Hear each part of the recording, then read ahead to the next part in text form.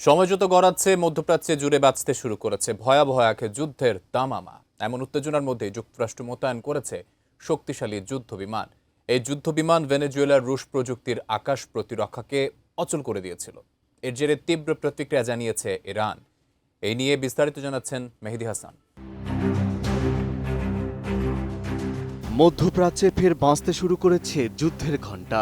যে কোনো মুহূর্তে শুরু হতে পারে এক রক্তক্ষয়ী সামরিক সংঘাত, যা পুরো অঞ্চলের স্থিতিশীলতা ও ভূরাজনৈতিক মানচিত্র বদলে দিতে পারে।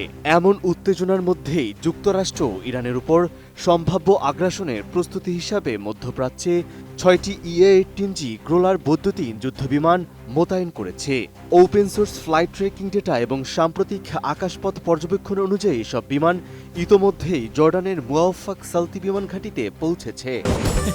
ফিনিশ আপনার ঘরবাড়ি ও আঙ্গিনার সকল কীট পতঙ্গ ধ্বংস করে।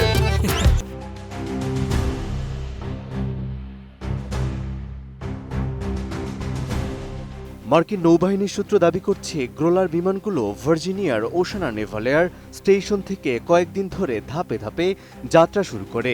এরপর আটলান্টিক মহাসাগর ও জিব্রাল্টার প্রণালী অতিক্রম করে এই যুদ্ধ বিমানগুলো জর্ডানে পৌঁছায়, যাকে যুক্তরাষ্ট্র দীর্ঘদিন ধরেই মধ্যপ্রাচ্যে নিজেদের সামরিক তৎপরতার ফরওয়ার্ড অপারেটিং ঘাঁটি হিসাবে ব্যবহার করে আসছে। EA-18G গ্রোলার যুক্তরাষ্ট্রের অন্যতম প্রধান বৈদ্যুতিন আক্রমণকারী বিমান।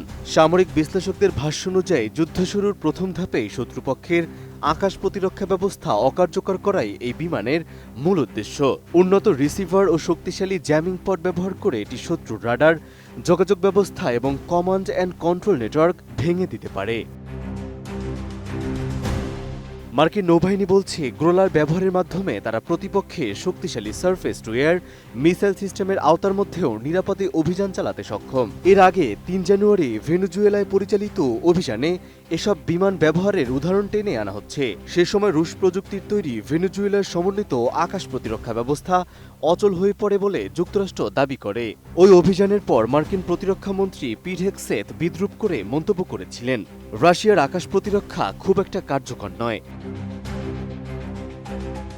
সামরিক বিশ্লেষকদের মতে ইরানের আকাশ প্রতিরক্ষা ব্যবস্থা মূলত রাশিয়া ও নিজস্ব প্রযুক্তিতে তৈরি রাডার নেটওয়ার্কের উপর নির্ভরশীল। তাই জর্ডানে গ্রোলার বিমানের উপস্থিতি স্পষ্ট করে দিচ্ছে যুক্তরাষ্ট্র ইরানের আকাশ প্রতিরক্ষা ভেঙে দিতে বিশেষায়িত সামরিক অভিযানের প্রস্তুতি নিচ্ছে, যা সরাসরি একটি আগ্রাসী বার্তা হিসেবে দেখছে তেহরান।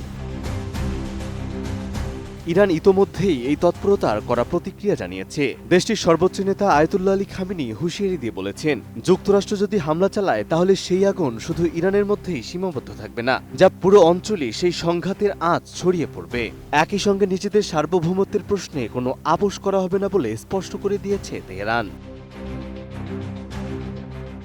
মেহেদী হাসান, ATN নিউজ।